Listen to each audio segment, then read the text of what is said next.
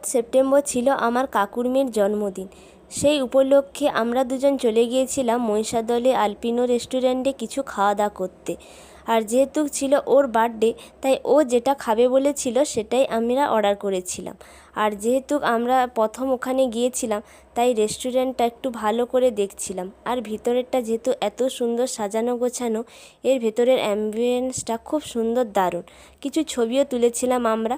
তারপর ছবি টবি তোলা হয়ে যাওয়ার পর তারপর আমরা খাবার অর্ডার করতে গিয়েছিলাম। তারপর এখানে এই কিছু খাবার দেখলাম মেনুতে ছিল, যেগুলো আগে কখনো শুনিনি আর কখনো খাইওনি। তবে যেহেতু কোনো কিছু খাইনি আগে কখনো, তাই একটা নতুন এই কি চিকেন 69টা খাওয়ার অর্ডার করেছিলাম। আর চিকেন 69টা আমার প্রচণ্ড ঝাল লেগেছিল, আর আমার বোনেরও খুব ঝাল লেগেছিল।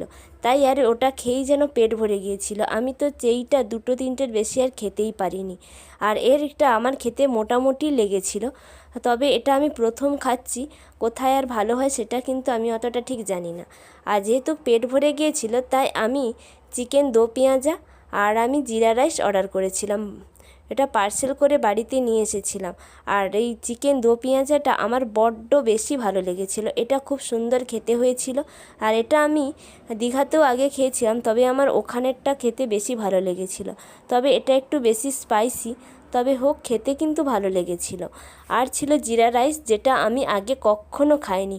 ওই দিনই প্রথম অর্ডার করেছিলাম আর ওই দিনই প্রথম খেলাম। তবে জিরা রাইসের সাথে চিকেন দো পেঁয়াজাটা খেতে কিন্তু বেশ ভারী সুন্দর লাগছিল।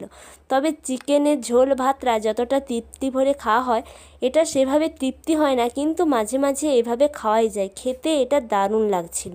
তবে তোমরা চিকেনের সাথে কি খেতে বেশি ভালোবাসো আমাকে কমেন্ট করে জানাও কিন্তু। আর হ্যাঁ, ভিডিওটা ভালো লাগলে অবশ্যই লাইক কমেন্ট করে দিয়ে যাও আর সাবস্ক্রাইব করে দিয়ে যাও, যাতে পরে আবার নতুন নতুন রেস্টুরেন্টে গিয়ে নতুন নতুন তোমাদেরকে ভিডিও দিতে পারি।